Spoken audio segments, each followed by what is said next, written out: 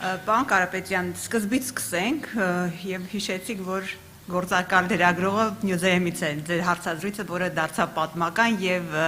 դրանից սկսվեց ամեն ինչ։ Հիմա ես հենց նույն հարցազրույցից եմ ուզում սկսել։ Պաստորեն դուք եք այդ գործակալ լրագրողը։ Ստացվեց այդպես ձեր խոսքից։ Ես ուզում եմ հասկանալ, արդեն գրեթե 1 տարի կլրանա, որ դուք կալանքի տակ եք եւ հիմա մենք էլ տնային կալանքի պայմաններում ենք ձեզ հետ այսպես ասուլիսը, դուք հայտարարել եք, որ մեր ձևով կմասնակցենք պաշտպանելով եկեղեցու հետ կապված քաղաքականությունը, ուզում եմ հստակ ասենք, որովհետև մենք իրավապահ մարմիններից հստակ չենք հասկանում, ինչ էր ի վերջո, փակագծերը բացենք, ինչ էր նշանակում մեր ձևով մասնակցել, եւ եթե այդ մեր ձևով մասնակցելը չլիներ, այս քաղաքական գործընթացները չհետևեին, իրավական գործընթացները չլինեին, դուք կշարունակեիք Հայաստանում մնալ, քաղաքական կուսակցություն ստեղծել, ընտրությունների մասնակցել, բայց մինչ այդ խնդրում եմ ներկայացրեք, փակագծերը բացեք, ինչ նկատի ունեիք դուք։ Եթե դուք եք այդ գործակալը եւ ես ձեզ եմ տվել այդ հարցազրույցը, դուք երևի հիշում եք, որ դա ընդամենը միամիտ մարտը, երբ դուրս եկավ եկեղեցուց, արագ կազմակերպված հարցազրույց էր։ Եվ մեր ձևովը դա ընդամենը տվյալ պահի խոսույթն էր։ Ես կարող էի չասել մեր ձևով, ասեի Վաջոյի ձևով, կարող ասեի Նիկոլի ձևով։ Այդ պահին ստացվեց, ես ասեցի մեր ձևով, դա նշանակում էր, որ մենք օգտագործելով մեր հնարավորությունները, բայց բացարձակ ոչ մեկը չէր մտածում, որ ինչ-որ հեքիաթները, որ հիմա պատում են մեր իրավապահ մարմինները, բռնի զավթել ինչ-որ բան, ես ընդամենը ունենալով ինձ թվում էր այդ պահին բարի համբավ ունեմ, այսքան բան եմ վերջ արել այս երկրի համար, կարող է այս ելույթը Փաշինյանը նայելով վերջացնի իր հարձակումները մեր եկեղեցու վրա, բայց ինքը ոչ թե վերջացրեց, ինձ կալանավորեց այդ երկու բառի համար, հարձակումները եկեղեցու վրա ավելի ուժեղացրեց, սկսեց հարձակումները մեր ինքնությունների վրա, իսկ ես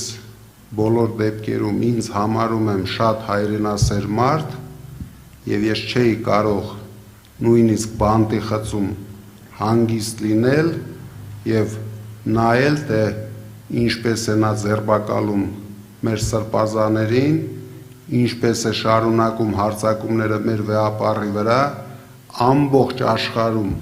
խայտարականում մեր ազգին, դրա համար այդ պահին ես նույնիսկ, եթե դուք հիշում եք, սկզբից քաղաքական կուսակցության հայտ չներկայացրեցի, քանի որ հնարավորություն տվեցի իրենց խելքի գալու։ Ես դրա համար հայտարարեցի հասարակական շարժում, որը շատ արագ, շատ մեծ թափ առավ եւ տեսնելով, որ այս մարդու համար դա ընդհանրապես նշանակություն չունի մարդկանց կարծիքը, դրա համար որոշեցի, որ ես մեր ձևով եմ մասնակցելու այդ process-ին, այսինքն գնացինք քաղաքական կուսակցության ստեղծման եւ շատ արագ բոլորը տեսակ, որ ճիշտ քայլերով գնացինք առաջ եւ հիմա դարձել են գլխավոր հաղթող ուժը։ Հիմա որպես երկրորդ հաղթող ուժ, որ ասում եք, դուք այս ընթացքում ձեր ծրագրերից եք խոսում, քայլեր եք ներկայացնում եւ ասում եք այդ ամեն ինչը արագ իրականացնելու եք, եթե իշխանությունը ստանձնեք։ Պարոն Կարապետյան, տեսեք, անհերքելի է, դուք ունեք ֆինանսական մեծ կարողություններ, կապեր, բիզնես գործունեություն, բայց բիզնես գործունեությունը կառավարելը մեկ բան է, իշխանություն ղեկը երկիր կառավարելը մեկ այլ բան։ Դուք այդ ինչ տարբերակով, այսինքն ինչպես եք փորձելու արագ ձեր ասած փոփոխությունները բերել։ Դե եթե մենք կարողացանք 6 ամսում 0-ից ստեղծելով քաղաքական ուժ 6 ամսում դառնալ առաջատար ուժ, ուրեմն դուք պետք է պատկերացնեք ինչ արագությամբ մենք զարգացնելու ենք մեր երկիրը։ Դա մարդիկ քաղաքական աթոռների վրա չեն ծնվում, բոլոր երկրի ղեկավարներն էլ երբ փոխվում են, հաջորդ ուժը գալիս է նախկինում պրեզիդենտ չաշխատած։ Միայն Տրամպին է հաջողվել մեկ անգամ աշխատած հետ գալ։ Այսինքն դա ինչ է նշանակում։ Հիմա Հայաստանում ղեկավար կարող են աշխատել 4 մարդուց բաղկացած, այսինքն 4 մարդ։ Քանի որ ցանկացած նոր մարդ դուք մեր ժողովուրդը տասնյակ տարիներ գոռում է, որ փոփոխություն է ուզում։ Փոփոխություն դա նշանակում է առաջի հերթին իշխանության փոփոխություն,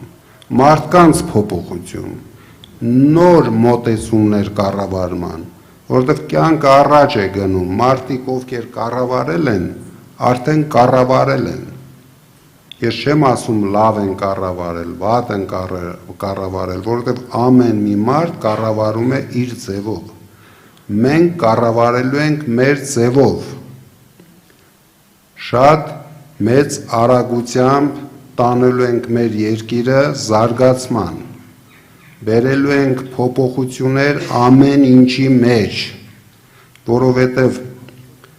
դուք չեք պատկերացնում ինչ արագությամբ կյանքը փոխվում եւ զարգացումներ են լինում աշխարհում։ Իսկ դուք ում եք տեսնում այսօր, որ ունեն, սա մի քիչ կարող է մեծամտաբար ես ասեմ, բայց այդ հնարավորությունները, այդ միջազգային կապերը, որ կարող են օգտագործել եւ մեր երկիրը դարձնել տարածաշրջանում ամենազարգացող երկիրը։ Համենայն դեպս ես չեմ տեսնում։ Միգուցե մարդկանց կվիրավորեմ սրանով, բայց ես անկեղծ եմ ասում։ Չէ, պարզապես ձեր փորձառության մասին էր խոսքը, ձեր թիմի փորձառության մասին էր խոսքը։ Դե փորձառու նորից եմ կրկնում։ Մենք խոսում ենք առաջնորդության մասին։ Մենք ասում ենք ցանկացած սենց ասեմ բան, եթե դու կարող ես առաջնորդել ճիշտ, ունենալու ես հաջողություն։ Բացարձակ կապ չունի, ես 3 բիզնեսմեն եմ եղել, կարող է ինձնից մի 5 տարի հետո ամենալավագույն կոսմոնավտը դառնա։ Այսինքն ձեր առաջարկությունը ինչ է, մենք սահմանափակվենք 4 մարդու մեջ եւ ասենք Փաշինյան, հիմա դու տեղափոխի նորից Պետրոսյանին, հետո Պետրոսյանը կտա Քոչարյանին, հետո Քոչարյանը կտա Սարգսյանին, Սարգսյանը նորից փոխանցի, հետո նորից մի հատ էլ կգնանք նույն, դա իրոք ճիշտ։ Իմ առաջարկը Հայաստանը փորձադաշտ չդառնալն է, պարոն Կարապետյան։ Դե կյանքը ցույց կտա ինչն էր փորձադաշտը։ Համենայն դեպս դուք 8 տարում ապրեցիք փորձադաշտում։ Տեսնում եք, դա եմ ասում։ Բայց դուք իշխանության բերեցիք կյանքում ոչինչ չստեղծած փոքրիկ շանտաժիստի, ով իր ապրուստը ձևավորում էր շանտաժներով։ Ինչը հիմա անում է, հիմա դու գիտեք ինքը ինչ է անում Ռուսաստանից, շանտաժ է անում։ Պամպերսը հակը շանտաժ է անում։ Որտեղ օգտագործում է այս ժամանակահատվածը, ինչը տեսնում է Ռուսաստանը գտնվում է ինչ-որ պատերազմական վիճակում, կարող է օգտվել իր ծառայություններից։ Մենք, ես նորից եմ կրկնում, բերելու ենք ճիշտ կայուն խաղաղություն, մենք բերելու ենք վերջապես մեր ժողովրդին բարեկեցություն, վերացնելու ենք աղքատությունը մեր երկրում, ես ուզում եմ դուք դա լսեք, չգնաք ուրիշ ճանապարհներով, մեր երկրին այսպիսի առաջնորդություն է պետք, Եթե դու կարաք նորից անուներ տակ, պատրաստ ենք քննարկենք։ Դրա համար մենք գնալու ենք հաղթենք եւ մեր գլխավոր նպատակը չմասնակցել ոչ մի խոսույթների ներկա նախկին, այլ